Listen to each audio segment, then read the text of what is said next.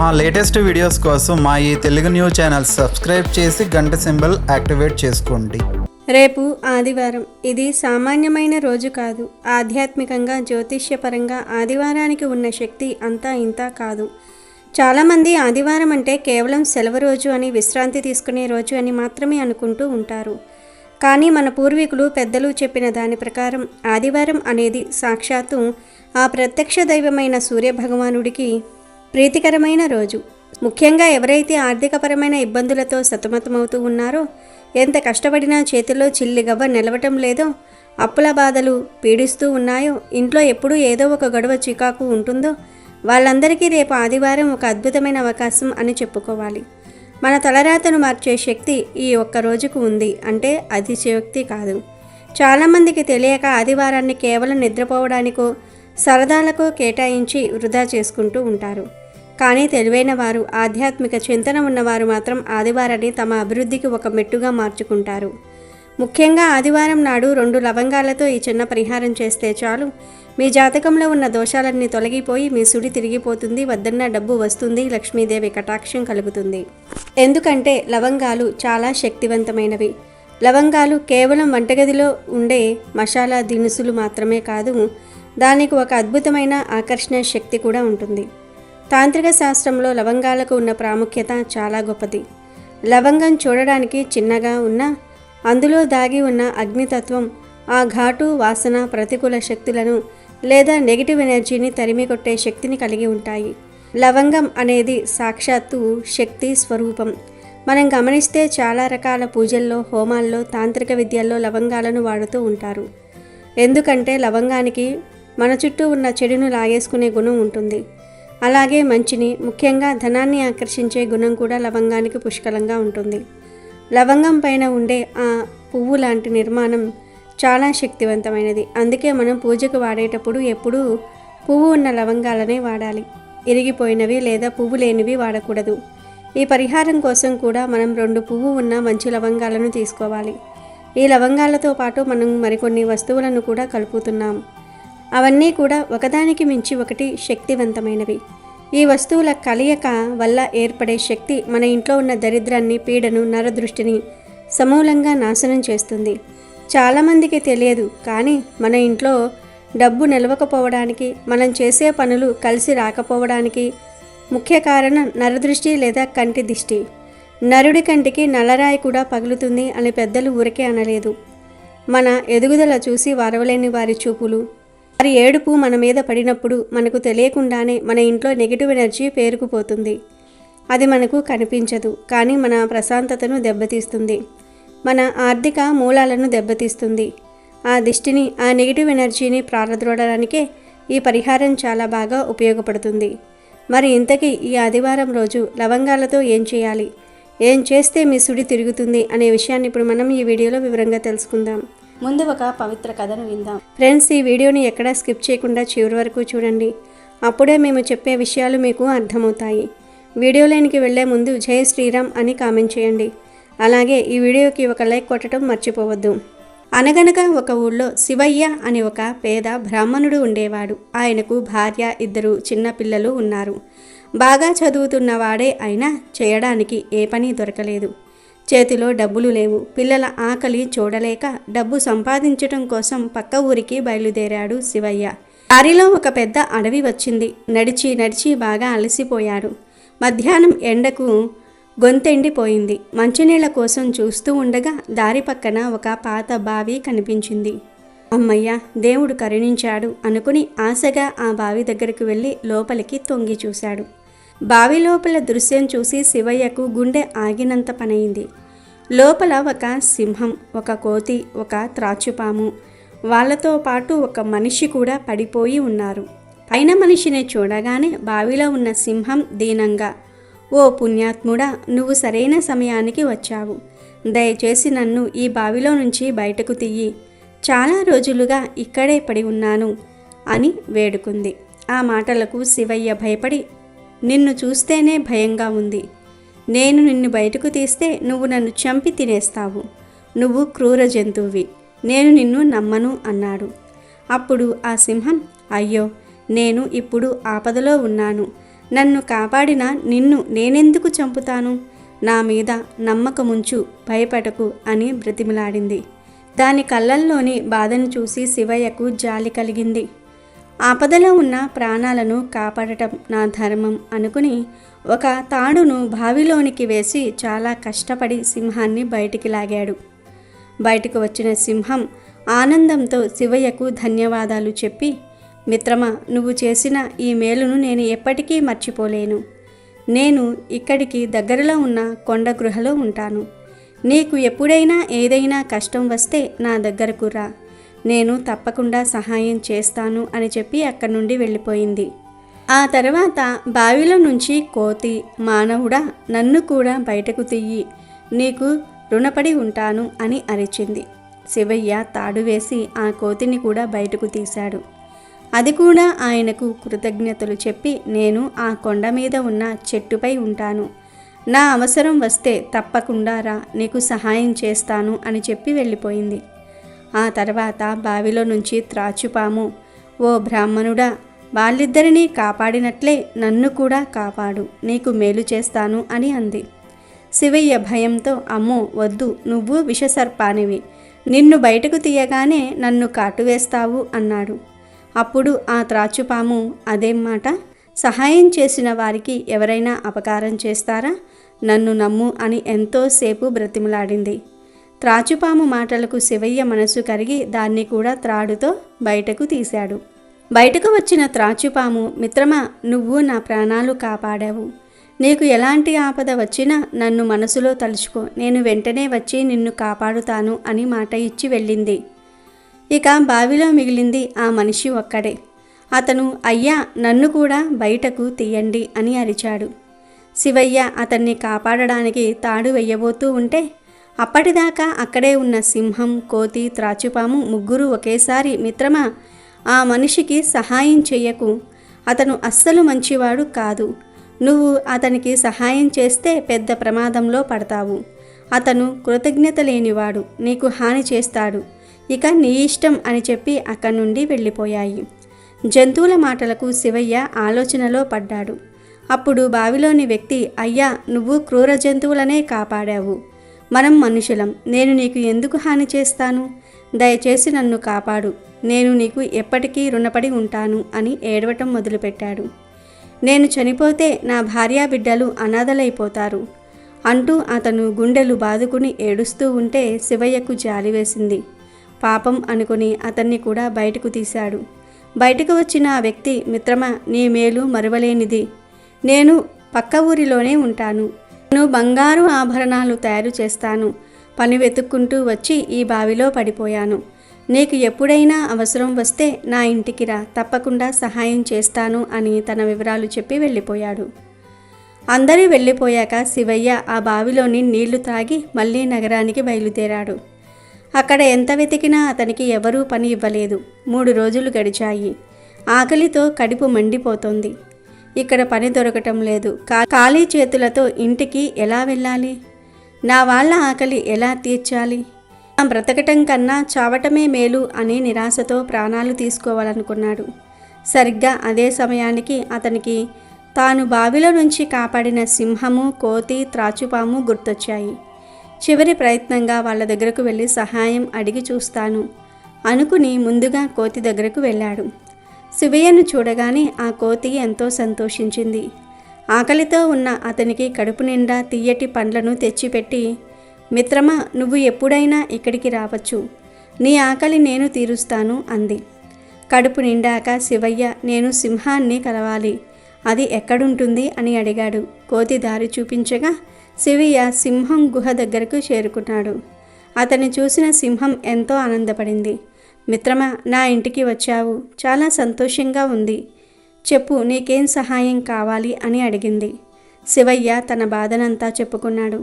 అప్పుడు ఆ సింహం, నువ్వేమీ భయపడకు అని చెప్పి గృహ లోపలికి వెళ్ళి నోటితో ఒక వజ్రాల హారాన్ని పట్టుకొచ్చి, మిత్రమా, ఈ హారాన్ని అమ్ముకొని నీ కష్టాలు తీర్చుకో, సంతోషంగా జీవించు అని ఇచ్చింది.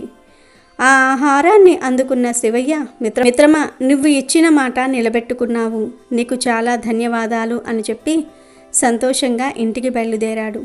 దారిలో శివయ్య, అమ్మో ఎంత విలువైన వజ్రాల హారం దొరికింది, ఇక నా కష్టాలన్నీ తీరిపోయినట్లే అని ఆనందపడ్డాడు. కానీ వెంటనే అతనికి ఒక సందేహం వచ్చింది. ఇంత ఖరీదైన హారాన్ని నేను ఎవరికి అమ్మాలి? ఎవరికైనా అమ్మితే ఇది నీకెక్కడిది అని దొంగగా అనుమానిస్తారు కదా, ఇప్పుడు ఎలా అని ఆలోచిస్తూ ఉండగా అతనికి తాను బావిలో నుంచి బయటకు తీసిన ఆ నగల వ్యాపారి గుర్తుకు వచ్చాడు. అతను నగల వ్యాపారి కదా, అతనికి అమ్మితే మంచి ధర వస్తుంది, నా మీద ఎవరికీ అనుమానం కూడా రాదు అనుకుని నేరుగా అతని ఇంటికి వెళ్ళాడు. శివయ్యను చూసిన ఆ వ్యాపారి ఎంతో సంతోషించినట్లుగా నటిస్తూ, రా మిత్రమా రా, నీకేం సహాయం కావాలి అని అడిగాడు. శివయ్య తన దగ్గరున్న వజ్రాల హారాన్ని చూపించి, మిత్రమా దీన్ని మంచి ధరకు అమ్మి పెట్టాలి అని అడిగాడు. ఆ హారాన్ని చూడగానే వ్యాపారి కళ్ళు దురాశతో మెరిసిపోయాయి. అతని మనసులో, ఈ హారం నేను యువరాజు కోసం తయారు చేసింది.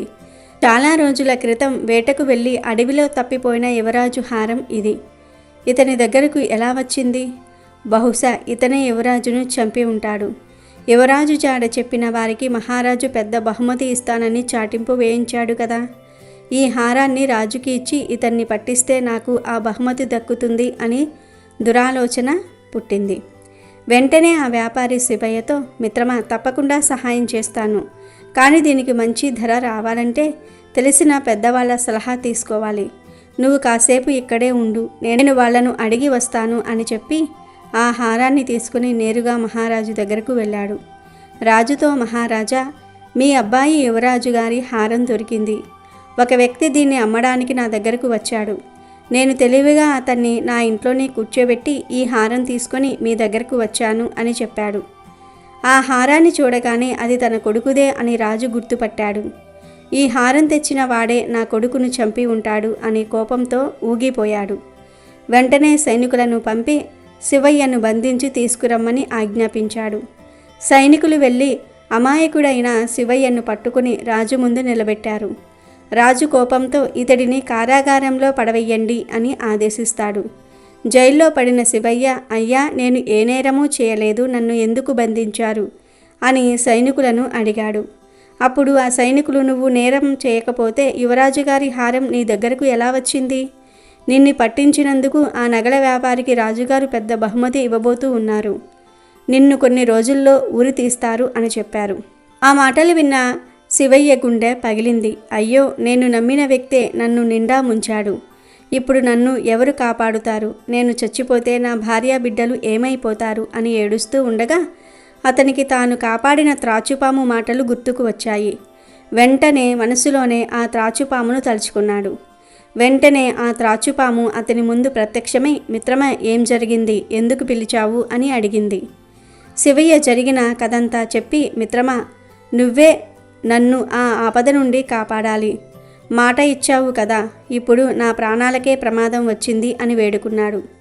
అప్పుడు ఆ త్రాచుపాము, మిత్రమా నేను నీకు ముందే చెప్పాను ఆ మనిషిని నమ్మవద్దు అని, నువ్వు వినలేదు. సరే, ఇకపై గుర్తుపెట్టుకో, జీవితంలో ముగ్గురిని ఎప్పుడూ నమ్మకూడదు. మొదటి రకం, డబ్బు మీద విపరీతమైన ఆశ. అత్యాశ ఉన్న వాళ్ళని జీవితంలో ఎప్పుడూ నమ్మకూడదు. డబ్బు అవసరం అందరికీ ఉంటుంది, కానీ కొందరు డబ్బే ప్రాణం, డబ్బే లోకం అన్నట్టుగా ఉంటారు. వాళ్ళకు మానవ సంబంధాల కంటే ధనమే గొప్పది.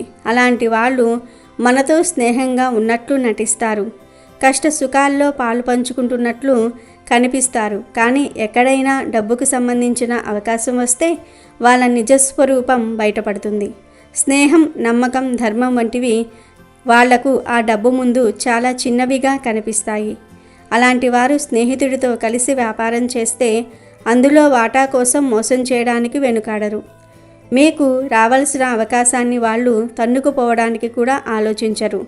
వాళ్ళ దృష్టిలో ప్రతి బంధం ఒక లావాదేవీ మాత్రమే. వాళ్లకు ఉపయోగపడినంతకాలం మనతో ఉంటారు, మన దగ్గర డబ్బు ఉన్నంత వరకే గౌరవిస్తారు. అలాంటి వారిని నమ్మి ఆర్థిక విషయాలు కానీ రహస్యాలు కానీ చెప్తే వాళ్ళు దాన్ని తమ స్వార్థానికి వాడుకోవడానికి ఒక్క క్షణం కూడా ఆలోచించరు. వాళ్ళ స్నేహం డబ్బుతో ముడిపడి ఉంటుంది. అది లేనప్పుడు ఆ బంధం కూడా తెగిపోతుంది. అందుకే డబ్బు పిచ్చి ఉన్న వాళ్ళను ఎప్పుడూ కూడా నమ్మకూడదు. వారికి దూరంగా ఉండటమే మనకు మనం చేసుకునే అతిపెద్ద మేలు. స్త్రీలైనా పురుషులైనా వారికి డబ్బు పిచ్చి ఉంటే వారిని అస్సలు నమ్మకూడదు. ఇక రెండవ రకం చేసిన సహాయాన్ని వెంటనే మర్చిపోయేవారు. అలాగే పాత శత్రువులు కొత్తగా స్నేహితులుగా మారినవారు. కృతజ్ఞత అనేది మనిషికి ఉండాల్సిన ఒక గొప్ప లక్షణం. మనం ఒకరికి ఆపదలో సహాయం చేసినప్పుడు వాళ్ళు దాన్ని గుర్తుపెట్టుకోలేదంటే వాళ్లకు మన మీద గౌరవం లేనట్లే. అలాంటి వాళ్ళు అవసరం తీరిపోయాక మనల్ని పట్టించుకోరు. వాళ్ళ కష్టకాలంలో మన సమయాన్ని, శక్తిని వాళ్ళ కోసం వెచ్చించినా వాళ్ళు దాన్ని ఒక హక్కుగా భావిస్తూ ఉంటారు. కానీ మీరు చేసిన త్యాగంగా చూడరు. అలాంటి కృతజ్ఞత లేని వాళ్ళను నమ్మటం వల్ల మన సమయము, శక్తి వృధా అవటమే కాకుండా మనసు కూడా గాయపడుతుంది. ఇక పాత శత్రువులు హఠాత్తుగా స్నేహితులుగా మారినప్పుడు కూడా చాలా జాగ్రత్తగా ఉండాలి. మనుషులు మారొచ్చు, కానీ పాత పగలు, ద్వేషాలు అంత సులభంగా మనసులో నుంచి పోవు. వాళ్ళు ఏదో ఒక దురుద్దేశంతోనే మన దగ్గరకు చేరి ఉండవచ్చు. సరైన సమయం చూసి మనం నమ్మకంతో ఉన్నప్పుడు దెబ్బతీయాలని వాళ్ళు ప్లాన్ వేస్తూ ఉంటారు. వాళ్ళ మాటలను నమ్మే కంటే వాళ్ళ పాత చేతలను గుర్తుంచుకోవటం మంచిది. అలాంటి వారితో స్నేహం చేస్తున్నప్పుడు అన్ని విషయాలలోనూ పంచుకోకుండా ఒక కన్ను వేసి ఉంచటం మనల్ని మనం కాపాడుకోవడానికి చాలా అవసరం. ఇక మూడవ రకం, ఒకరికంటే ఎక్కువ మందితో తప్పుడు సంబంధాలు పెట్టుకునే వారిని కూడా అస్సలు నమ్మకూడదు. ఇక్కడ మనం వాళ్ళ వ్యక్తిగత జీవితాన్ని విమర్శించటం లేదు, కానీ వాళ్ళ ప్రవర్తన ఎలాంటిదో అర్థం చేసుకుంటున్నాం. ఎవరైతే తమ భాగస్వామిని మోసం చేస్తూ ఎన్నో అబద్ధాలతో తమ జీవితాన్ని గడుపుతారో వాళ్లకు నిజాయితీ, నిబద్ధత అనే వాటిపై గౌరవం ఉండదు. తమతో అత్యంత సున్నితంగా ఉండే వ్యక్తిని అంత తేలిగ్గా మోసం చేయగలిగినప్పుడు స్నేహితుడిని మోసం చేయటం వాళ్లకు పెద్ద విషయం కాదు. వాళ్ళు తమ క్షణిక సుఖాల కోసం ఎంతటి అబద్ధాలైనా చెప్తూ ఉంటారు. ఎవరినైనా ఇబ్బందుల్లోనికి నెట్టేస్తూ ఉంటారు. అలాంటి వారి జీవితం ఎప్పుడూ నాటకీయంగా, రహస్యంగా ఉంటుంది. వాళ్ళతో స్నేహం చేయటం వల్ల మనం కూడా అనవసరంగా వాళ్ళ సమస్యల్లో చిక్కుకునే ప్రమాదం ఉంది.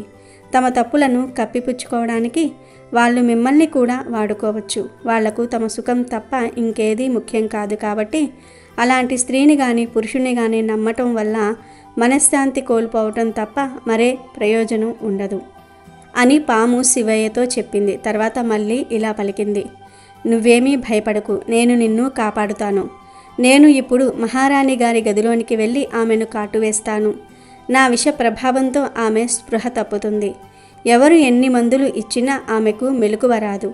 నేను ఎంతటి విషసర్పం అంటే నువ్వు వచ్చి నీ చేతిని ఆమె నుదిటిపై పెట్టే వరకు ఆ విషం తగ్గదు. నువ్వు ఆమెను ముట్టుకోగానే ఆమె లేచి కూర్చుంటుంది. అది చూసి రాజు సంతోషించి నిన్ను వదిలేస్తాడు అని త్రాచుపాము చెప్పి నేరుగా మహారాణి గదిలోనికి వెళ్ళి ఆమెను కాటువేసి మాయమయ్యింది. మహారాణి పెద్దగా కేకలు వేసి త్రాచుపాము కరిచింది అని చెప్పి స్పృహ కోల్పోయింది. రాజవైద్యులు వచ్చి ఎన్ని మందులు ఇచ్చినా ఆమెకు మెలకువ రాలేదు. వాళ్ళు చేతులెత్తేశారు. రాజు తన భార్యను బ్రతికించిన వారికి ఏది అడిగితే అది ఇస్తానని రాజ్యం మొత్తం చాటింపు వేయించాడు. ఎందరో వైద్యులు, మంత్రగాళ్ళు వచ్చి ప్రయత్నించినా ఫలితం లేకపోయింది. ఈ విషయం తెలుసుకున్న శివయ్య జైలు అధికారులతో నన్ను మహారాజు దగ్గరకు తీసుకువెళ్ళండి, నేను మహారాణి గారిని బ్రతికిస్తాను అని చెప్పాడు. వాళ్ళు నమ్మకపోయినా పదే పదే అడగటంతో రాజు దగ్గరకు తీసుకువెళ్లారు. రాజు శివయ్యతో నువ్వు చెప్పినట్టు నా భార్యను బ్రతికించకపోతే నిన్ను ఇప్పుడే చంపేస్తాను అని హెచ్చరించాడు. శివయ్య మహారాణి దగ్గరకు వెళ్ళి తన చేతిని ఆమె నుదిటిపై ఉంచాడు. అంతే, ఆశ్చర్యంగా కొద్ది క్షణాల్లోనే మహారాణి లేచి కూర్చుంది. ఆమె ఒంట్లో విషప్రభావం పూర్తిగా తొలగిపోయింది. అది చూసిన మహారాజు ఎంతో సంతోషించి శివయ్యను క్షమించి అసలు ఏం జరిగిందని అడిగాడు. శివయ్య బావి దగ్గర నుండి జరిగిన కథ మొత్తం పోసగుచ్చినట్లుగా చెప్పాడు. నిజం తెలుసుకున్న మహారాజు ఆ దుర్మార్గుడైన నగల వ్యాపారిని పిలిపించి కఠినంగా శిక్షించాడు. శివయ్యకు ఎన్నో బహుమతులు, ధనం ఇచ్చి గౌరవంగా ఇంటికి పంపించాడు. అందుకే ఫ్రెండ్స్, మనం ఎంత కష్టంలో ఉన్నా, సుఖంలో ఉన్నా ఈ 3 రకాల మనుషులను మాత్రం ఎప్పుడూ గుడ్డిగా నమ్మకూడదు. డబ్బు మీద అత్యాశ ఉన్నవారిని, చేసిన మేలు మర్చిపోయేవారిని, మరియు తప్పుడు సంబంధాలు పెట్టుకునేవారిని, వాళ్లను నమ్మితే ఎప్పుడో ఒకప్పుడు ఆపదలో పడటం ఖాయం. స్త్రీలైనా పురుషులైనా వారికి ఈ 3 లక్షణాలు ఉంటే వారిని అస్సలు నమ్మవద్దు. వారితో స్నేహం చేయకుండా ఉండటమే మీకు మంచిది. ముందు పరిహారం ఎలా చేయాలో, దానికి ఇంకేమి కావాలో వివరంగా నిదానంగా తెలుసుకుందాం. రేపు ఆదివారం సాయంత్రం సమయంలో ఈ పరిహారం చేస్తే చాలా మంచిది. ఉదయం కూడా చేయవచ్చు, కానీ సాయంత్రం అంటే సూర్యాస్తమయం అవుతున్న సమయంలో లేదా చీకటి పడ్డాక చేయటం వల్ల దిష్టి సంబంధిత దోషాలు త్వరగా పోతాయి. ముందుగా మీరు చేయాల్సింది ఏంటంటే, ఒక శుభ్రమైన తెల్లటి కాగితం తీసుకోండి. కాగితం చిరిగిపోకుండా, మచ్చలు లేకుండా చూసుకోండి. తెల్లటి రంగు స్వచ్ఛతకు చిహ్నం. ఇప్పుడు ఆ కాగితం మీద మనం చెప్పుకున్న 2 పువ్వు ఉన్న లవంగాలను పెట్టండి. లవంగాలు పెట్టేటప్పుడు మీ మనసులో ఉన్న కోరికను గట్టిగా తలుచుకోండి. నాకు ఉన్న ఆర్థిక ఇబ్బందులు తొలగిపోవాలి, అప్పులు తీరిపోవాలి, ఇంట్లో సుఖశాంతులు కలగాలి, అనుకున్న పనులు జరగాలి అని గట్టిగా సంకల్పం చెప్పుకోండి. సంకల్పం ఎంత బలంగా ఉంటే ఫలితం అంత త్వరగా వస్తుంది. ఆ తర్వాత ఆ కాగితంలోనే 2 ఎండిన తులసి ఆకులు వేయాలి. తులసి సాక్షాత్తు లక్ష్మీ స్వరూపం. తులసి లేని పూజ వ్యర్థం అని అంటారు.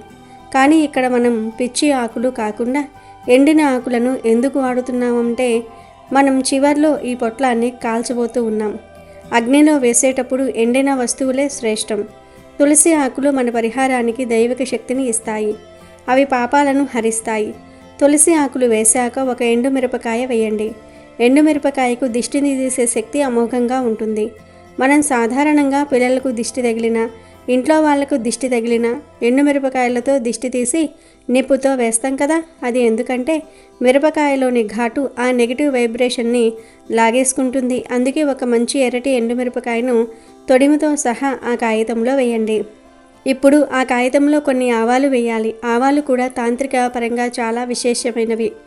ఆవాలు ఉన్న చోట అమానుష శక్తులు ఉండవు అని ఒక నానుడి ఉంది. ఆవాలు శత్రుబాధలను, అడ్డంకులను తొలగిస్తాయి. మన ఇంట్లో ఏవైనా దుష్టశక్తులు ఉన్నా లేదా ఎవరైనా మన మీద చెడు ప్రయోగాలు చేసినా ఆవాలు వాటిని తిప్పికొడతాయి. అందుకే కొద్దిగా, అంటే ఒక చిటికెడు ఆవాలు ఆ కాగితంలో వేయండి. ఆ తర్వాత 2 యాలుకలు వేయండి. యాలుకలు సుగంధ ద్రవ్యాలలో రాణి లాంటివి. లక్ష్మీదేవికి సువాసనలు అంటే చాలా ఇష్టం. యాలుకల సువాసన ఎక్కడ ఉంటే అక్కడ ఐశ్వర్యం సిద్ధిస్తుంది. శుక్రగ్రహానికి కారకత్వం వహించేవి యాలుకలు. శుక్రుడు అంటేనే భోగభాగ్యాలకు అధిపతి. మన జీవితంలో లగ్జరీ పెరగాలంటే, డబ్బు ఆకర్షించబడాలంటే శుక్రబలం ఉండాలి. బలాన్ని ఇవ్వడానికి ఈ 2 యాలుకలు ఉపయోగపడతాయి. ఇక చివరిగా ఒక కర్పూరం బిళ్ళను తీసుకుని దాన్ని మెత్తగా పొడి చేసి ఆ కాగితం మీద వేయండి. కర్పూరం అగ్నిస్వరూపం. కర్పూరం వెలిగించినప్పుడు వచ్చే ఆ జ్వాల, ఆ పొగ మన కర్మలను దహించి వేస్తుంది. కర్పూర హారతి ఇస్తే దేవుడు ఎలా సంతోషిస్తాడో, ఈ పరిహారంలో కర్పూరం వాడటం వల్ల మన చుట్టూ ఉన్న ఆరా శుభ్రపడుతుంది.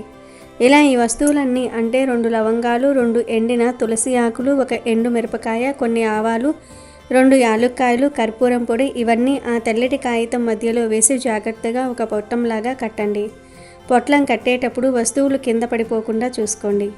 మరీ గట్టిగా ముడి వేయాల్సిన పని లేదు. జస్ట్ మడత పెట్టి పట్టుకుంటే చాలు. ఇప్పుడు అసలైన ఘట్టం మొదలవుతుంది. ఆ పొట్లాన్ని మీ కుడి చేతిలో పట్టుకోండి.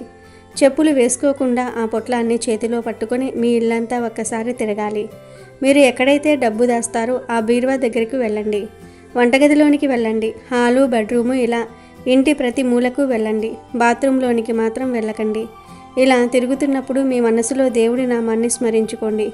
ఓం నమః శివాయ అనుకోవచ్చు, లేదా మీ ఇష్టదైవం ఎవరైతే వారి పేరు తలుచుకోండి. ముఖ్యంగా నా దరిద్రం వదిలిపోతుంది, నా ఇంట్లోకి లక్ష్మీదేవి వస్తుంది అని భావించండి. ఇలా ఇల్లంతా తిరగటం వల్ల ఆ వస్తువుల్లో ఉన్న శక్తి మీ ఇంటి మూలమూలల్లో ఉన్న నెగిటివ్ ఎనర్జీని ఆకర్షించుకుంటుంది. మీ చేతిలో ఉన్న ఆ పొట్లం ఒక అయస్కాంతం లాగా పనిచేసి ఇంట్లో ఉన్న చెడునంతటినీ కూడా తనలోనికి లాగేసుకుంటుంది. ఇల్లంతా తిరిగిన తర్వాత నేరుగా ఇంటి ప్రధాన ద్వారం దాటి బయటకు రండి. ఒకవేళ మీరు అపార్ట్మెంట్స్లో ఉంటే మీ ఫ్లాట్ గుమ్మం దాటి బయటకు వచ్చి బాల్కనీలోనో లేదా కామన్ ఏరియాలో ఎక్కడైనా క్షేమంగా ఉండే చోట నిలబడండి. లోపల మాత్రం ఈ తర్వాతి పని చేయకూడదు. బయటకు వచ్చాక ఆ పొట్లాన్ని ఏదైనా ఒక మట్టి ప్రమిదలో కానీ లేదా నేల మీద కానీ పెట్టి ఒక అగ్గిపుల్లతో వెలిగించండి.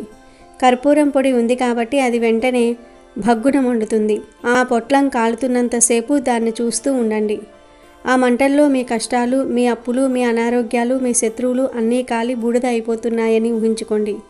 ఆ పొగ మీ ఇంటి వైపు కాకుండా బయట వైపు వెళ్ళేలాగా చూసుకోండి. అందులో ఉన్న ఎండు మిరపకాయ, ఆవాలు, లవంగాలు కాలుతున్నప్పుడు వచ్చే వాసన మీ ఇంటి చుట్టూ ఉన్న దుష్ట శక్తులను ప్రారదోలుతుంది.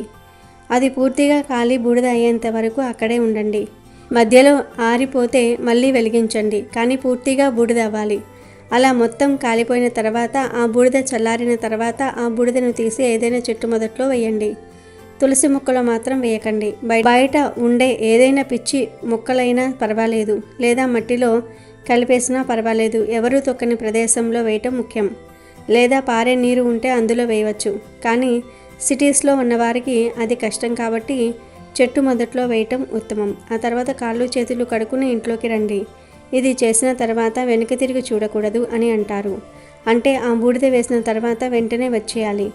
ఇంటికి వచ్చాక దేవుడి గదిలో దండం పెట్టుకుని కాసేపు ప్రశాంతంగా కూర్చోండి. ఈ పరిహారం చేసిన 24 గంటల్లోనే మీకు ఏదో ఒక శుభవార్త వినబడే అవకాశం ఉంటుంది. అంటే 24 గంటల్లోనే కోట్లు వచ్చేస్తాయని కాదు, కానీ మీ రాత మారడానికి, మీ సుడి తిరగడానికి ఒక మార్గం దొరుకుతుంది. ఎప్పటినుంచో ఆగిపోయిన డబ్బు చేతికి అందటమో, లేదా కొత్తగా ఏదైనా ఆదాయ మార్గం కనిపించటమో, లేదా అనవసరపు ఖర్చులు తగ్గటమో జరుగుతుంది. మీ మనసులో ఉన్న భారం దిగిపోయినట్లు అనిపిస్తుంది. ఒక కొత్త ఉత్సాహం వస్తుంది. మనం ఈ పరిహారంలో వాడిన ప్రతి వస్తువు వెనుక ఒక గొప్ప అర్థం, పరమార్థం ఉంది. లవంగం ఆకర్షణకు, తులసి పవిత్రతకు, మిరపకాయ దిష్టి నివారణకు, ఆవాలు రక్షణకు, యాలుకలు ఐశ్వర్యానికి, కర్పూరం ప్రక్షాళనకు సంకేతాలు. ఇవన్నీ కలిసినప్పుడు ఒక అద్భుతమైన శక్తి పుడుతుంది. ఇది మన పూర్వీకులు ఆచరించిన పద్ధతి. ఇందులో ఎలాంటి మంత్రాలు చదవాల్సిన పని లేదు, పెద్ద పెద్ద పూజలు చేయాల్సిన పని కూడా లేదు. కేవలం మీ నమ్మకం, మీ సంకల్పం మాత్రమే ముఖ్యం. ఇది చేస్తే నాకు మంచి జరుగుతుంది అనే గట్టి నమ్మకంతో చేయండి. వద్దన్నా డబ్బు వచ్చి పడుతుంది. అంటే మీకు రావాల్సిన డబ్బు మీ దగ్గరకు ఆకర్షింపబడుతుంది అని అర్థం. డబ్బుకు కూడా ఒక శక్తి ఉంటుంది. అది ఎక్కడ సానుకూల వాతావరణం ఉంటుందో అక్కడే ఉంటుంది. గొడవలు, ఏడుపులు, నెగిటివ్ ఎనర్జీ ఉన్న చోట లక్ష్మీదేవి నిలబడదు. మనం ఈ పరిహారం ద్వారా ఆ నెగిటివ్ ఎనర్జీని తీసివేస్తూ ఉన్నాం. కాబట్టి ఆటోమేటిక్గా లక్ష్మీదేవికి మన ఇంట్లోకి రావడానికి మార్గం సుగమం అవుతుంది. అందుకే ఈ ఆదివారం ఈ చిన్న పనిని మర్చిపోకుండా చేయండి. దీనికి పెద్దగా ఖర్చు కూడా అవ్వదు. అన్నీ మన ఇంట్లో దొరికే వస్తువులే, కానీ ఫలితం మాత్రం అమోఘంగా ఉంటుంది. ఈ పరిహారం చేసేటప్పుడు ఎవరూ చూడకుండా, ఎవరితోనూ మాట్లాడకుండా చేయాలని ఏమీ లేదు. కాకపోతే మీరు ఏకాగ్రతతో చేయటం ముఖ్యం. మీ ఇంట్లో వారందరూ ఉన్నప్పుడే చేయవచ్చు. నెలసరి ఉన్న ఆడవాళ్ళు మాత్రం ఈ పరిహారం చేయకూడదు. మిగతా వారు ఎవరైనా చేయవచ్చు. ఒక్కసారి చేసి చూడండి. మీ జీవితంలో వచ్చే మార్పును మీరే గమనిస్తారు. మీ సుడి తిరిగిపోవటం ఖాయం. కష్టాలన్నీ కాలి బూడిదైపోయి కొత్త జీవితం ప్రారంభమవుతుంది. ఆదివారం నాడు సూర్యభగవానుడికి నమస్కారం చేసుకొని సాయంత్రం ఈ పరిహారం పూర్తి చేయండి. ఆ తర్వాత వచ్చే రోజుల్లో మీ ఆర్థిక పరిస్థితి ఎలా మెరుగుపడుతుందో చూసి మీరే ఆశ్చర్యపోతారు. నమ్మకమే ఇక్కడ పెట్టుబడి. మంచి మనసుతో, భక్తితో ఈ రెమెడీ పాటించండి. శుభ ఫలితాలను పొంది ఆనందంగా జీవించండి. వీడియో నచ్చితే లైక్ చేయండి, షేర్ చేయండి, బట్ సబ్స్క్రైబ్ చేసుకోవడం మర్చిపోవద్దు.